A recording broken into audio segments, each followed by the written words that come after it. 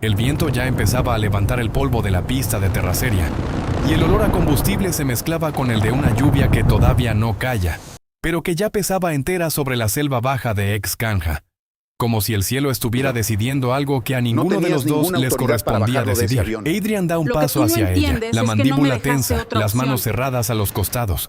Tenía la autoridad. Ella no contesta enseguida. Cierra el puño alrededor de algo pequeño que lleva en el bolsillo del pantalón de mezclilla. Una brújula de latón, gastada en los bordes, que nadie en Xcanja le ha visto sacar nunca en público.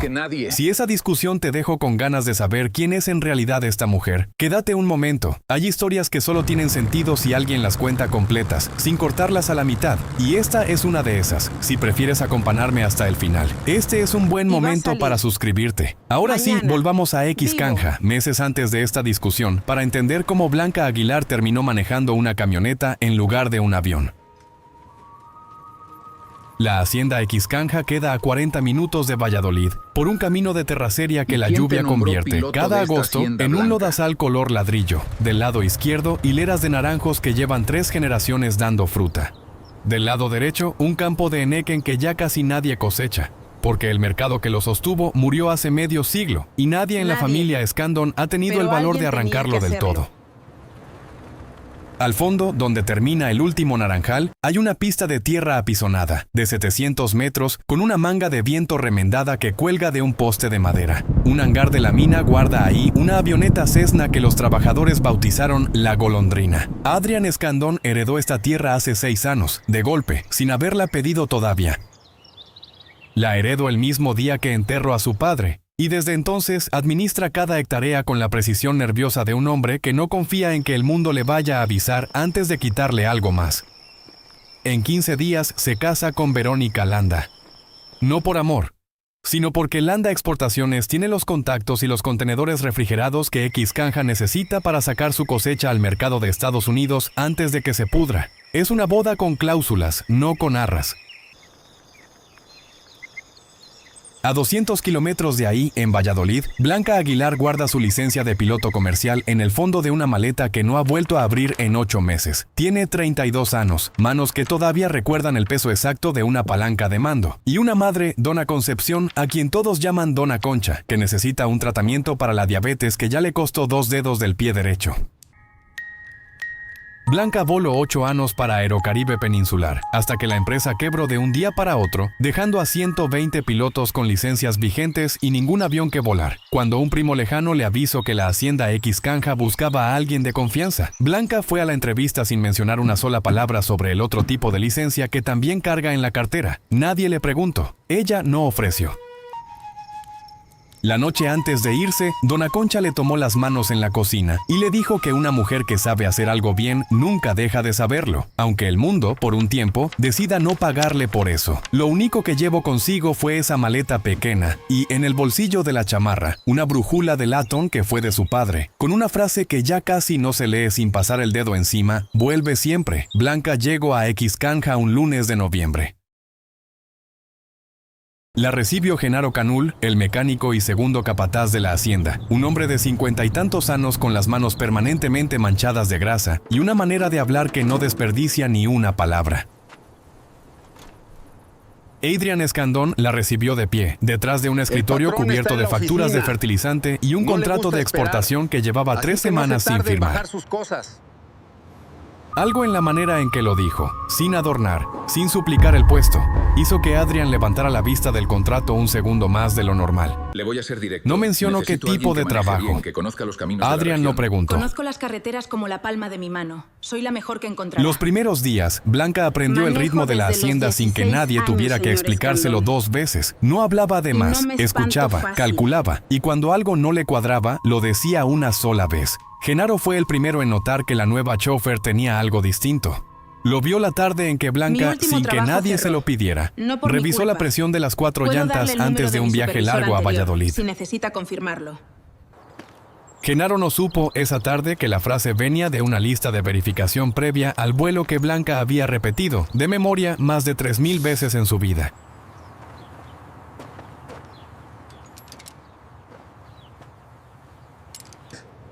Mírase. Usted es cuidadosa.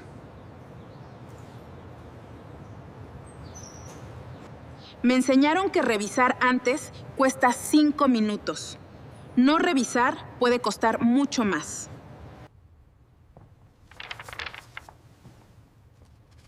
Adrian colgó el teléfono con la mandíbula tensa. El envío de esa manana, una muestra certificada de la cosecha, exigida por el comprador de Houston, tenía que llegar al aeropuerto de Mérida antes de las 2 de la tarde, o el trato completo se calla. No había otro piloto disponible con tan poco aviso, y los minutos corrían.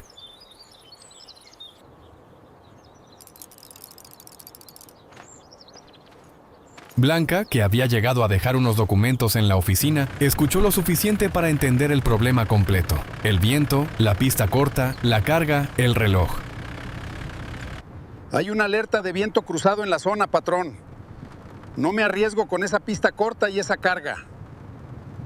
Adrian la miró como si la camioneta hubiera hablado.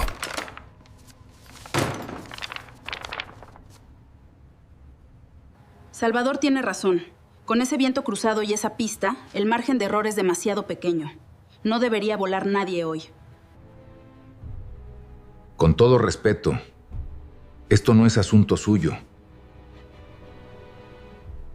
Con todo respeto también, señor Escandón, si alguien se sube a esa avioneta hoy con ese viento, puede que no vuelva a bajar de ella. Fue exactamente esa frase la que ninguno de los dos pudo olvidar. Adrian marcó a un piloto de Cancún que a veces cubría emergencias. Blanca caminó hasta el hangar sin que nadie se lo pidiera, revisó el indicador de viento y le dijo algo al oído al piloto que Adrian no alcanzó a escuchar. El piloto bajó de la avioneta. Prefirió esperar una hora. La señorita tenía razón.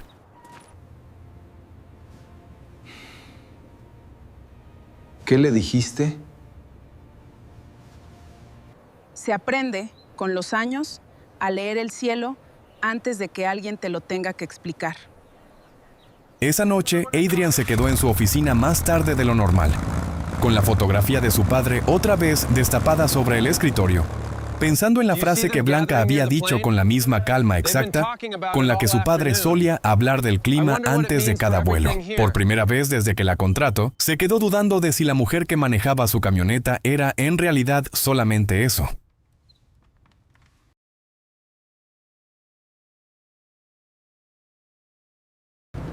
Los meses que siguieron trajeron una rutina nueva. Adrian empezó a pedirle a Blanca que lo acompañara a las juntas con proveedores. No solo que lo llevara. En esos viajes algo se fue soltando entre los dos sin que ninguno lo planeara. Adrian hablaba de la hacienda, de las deudas. Blanca escuchaba más de lo que hablaba, pero cuando hablaba, decía cosas que Adrian empezó a anotar en la libreta donde llevaba las cuentas. ¿Cómo sabes eso? Nadie usa esa carretera desde hace años. Una tarde, el jeep de la hacienda se quedó varado. Blanca se acercó, escuchó el motor encender 2 veces y señaló una manguera. Tenía razón. Esa costumbre de calcular rutas de salida antes de necesitarlas no es una costumbre de chofer. Es una costumbre de alguien entrenado para pensar en contingencias. ¿Dónde aprendiste a diagnosticar motores nada más de oído? En algún lado.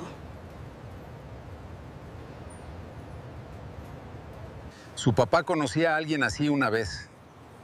Un piloto que volaba carga y rescate por toda la selva. Adrian se quedó callado un momento largo. Esa noche, Blanca sacó la brújula de su padre del cajón y la sostuvo entre los dedos, pensando en cuánto se parecía el silencio de Adrian al suyo propio. Los dos cargaban, sin saberlo el uno del otro todavía, el mismo tipo exacto de miedo. ¿Nunca extraña volar la golondrina? No la he vuelto a subir desde que murió mi papá. No planeo hacerlo. Porque la última vez que alguien de mi familia confió en que ese motor iba a aguantar un vuelo más, no aguantó. Esa semana, Blanca recibió una llamada de su madre. El tratamiento de Dona Concha necesitaba un ajuste que costaba casi el doble. Pensó en volver al cielo. Se quedó en Xcanja, porque había aprendido que a veces cuidar a alguien significa posponer lo que uno más quiere. No te preocupes por eso, mija. Ya nos las arreglamos, como siempre. Verónica Landa llegó a Xcanja un sábado, sin avisar, vestida como si la reunión fuera en una sala de juntas. Lo que no dijo era que su propia empresa estaba más cerca de la quiebra de lo que Adrian sabía. La fusión con Xcanja no era una ambición. Era la diferencia entre sostener el negocio de su familia o perderlo todo. Adrian, cansado, cedió.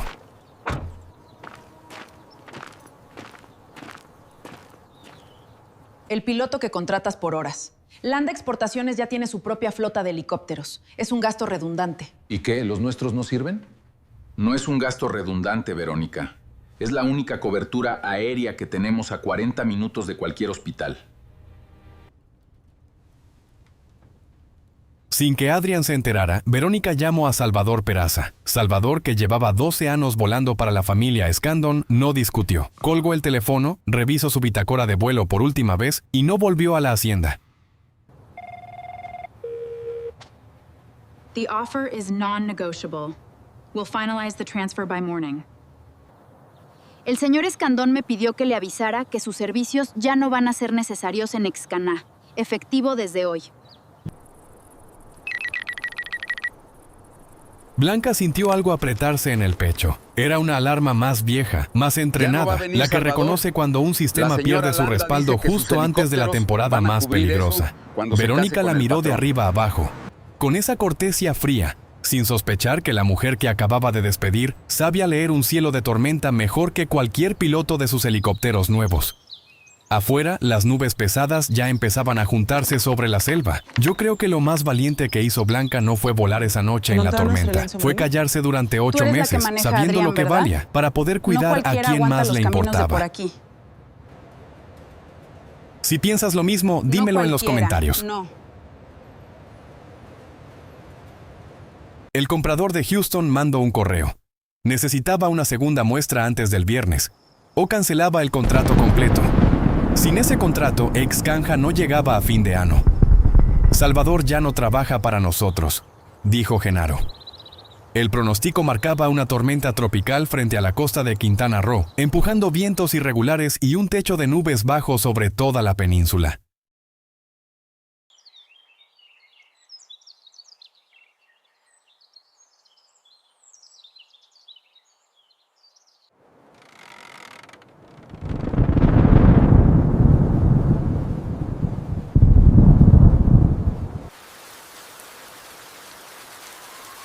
Adrian se quedó mirando el hangar desde la ventana de su oficina durante un tiempo que a Blanca le pareció demasiado largo.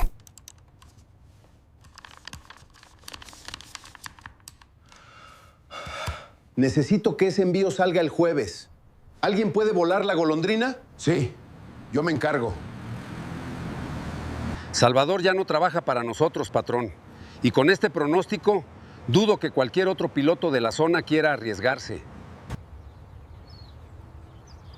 Blanca sintió que el aire se le quedaba atorado un segundo. Renovar el papel no es lo mismo que mantener el criterio, dijo ella. Con la carga completa, su autonomía de combustible no le alcanza para desviarse si el clima cierra Mérida de golpe. Usted no ha volado en 6 años, señor Escandón. Con este pronóstico, el techo de nubes va a estar por debajo de los 1000 pies. Su autonomía de combustible no le alcanza para desviarse a un aeródromo alterno. ¿Cómo sabes tú, con esa precisión exacta, cuál es mi autonomía de combustible?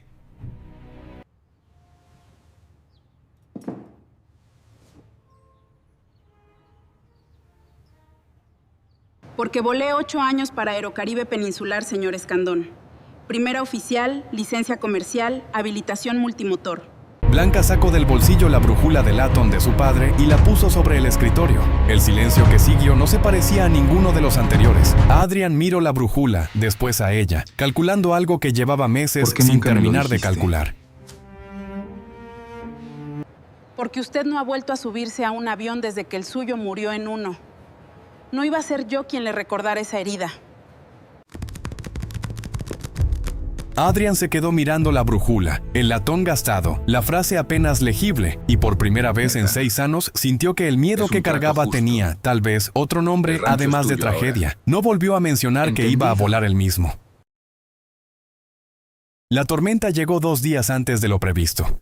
con un viento que arrancó láminas del techo y una lluvia tan cerrada que borró la línea entre el cielo y la selva. A las 11 de la noche, Genaro subió al techo del hangar para asegurar una lona. El viento lo tomó de lado. Cayó desde casi 4 metros. Blanca lo encontró 15 minutos después. Genaro respiraba, pero apenas, con la pierna doblada en un ángulo que no debía tener.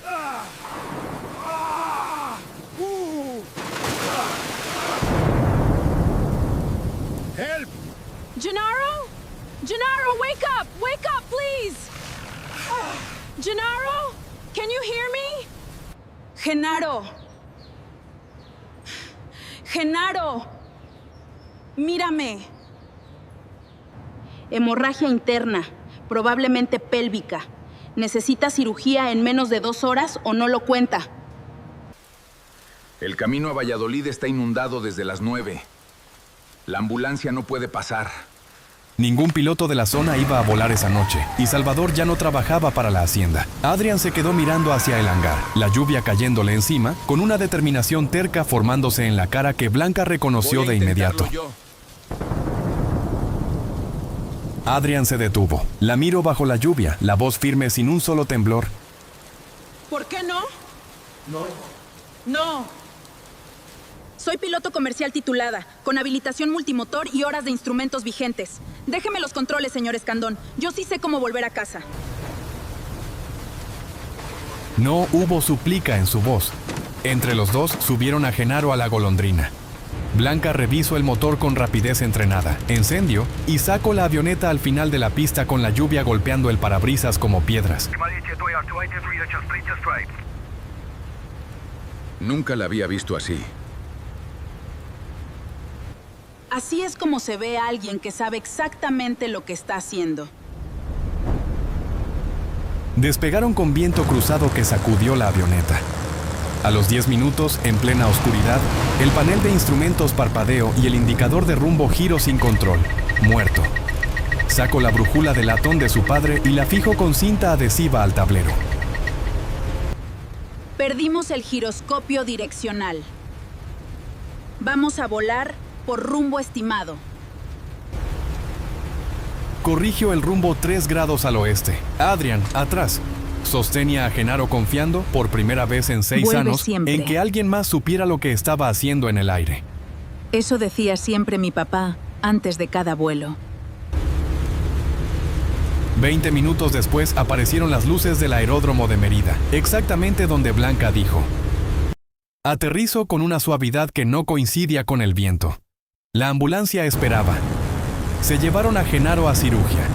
Blanca cortó el motor y solo se escuchó la lluvia y el pulso de su propia sangre. Genaro salió estable 4 horas después, con el cirujano asegurando que 15 minutos más lo hubieran matado.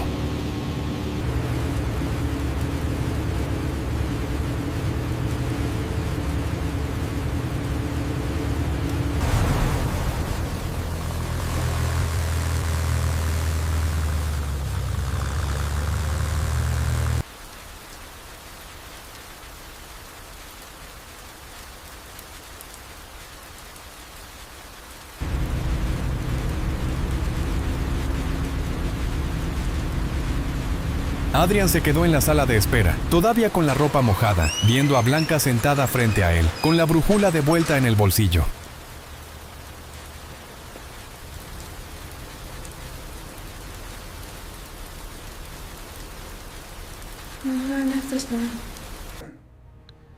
Le mentiste a todo Xcaná durante 8 meses. Le oculté una parte de mi vida a todo Xcaná durante 8 meses. Nunca mentí sobre lo que hacía cada día. Mi papá murió exactamente así. Un motor que falló, un piloto solo, sin nadie que le ayudara a decidir a tiempo. El mío también. Por eso entiendo por qué usted dejó de subirse a un avión. Le llamó a Verónica esa madrugada, desde el pasillo del hospital. No hubo gritos, solo la certeza fría de un hombre que eligió proteger a alguien en lugar de controlar un riesgo. Alguien que decide así, aunque su empresa no salve la cosecha. I'm here. Anything? No news yet. ขอคิดใหม่นะ 3 días después, Adrian camino hasta el hangar. Encontró a Blanca revisando el motor sin esconder nada. No hubo un beso esa tarde. Hubo algo más simple. Adrian extendió la mano y Blanca sacó la brújula y se la puso en la palma. Esa noche, Blanca llamó a su madre para contarle la versión completa. Dona Concha se quedó callada un momento largo y después soltó una risa corta, casi de alivio. ¿Y usted? ¿Y usted? Yo voy a aprender a subirme a un avión otra vez. Despacio. Contigo, si tú quieres enseñarme.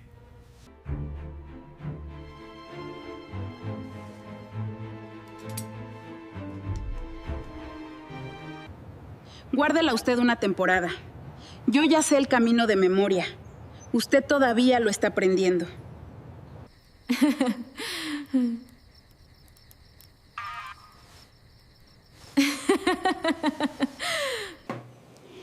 Ya sabía yo que ese silencio tuyo no iba a durar para siempre, mija.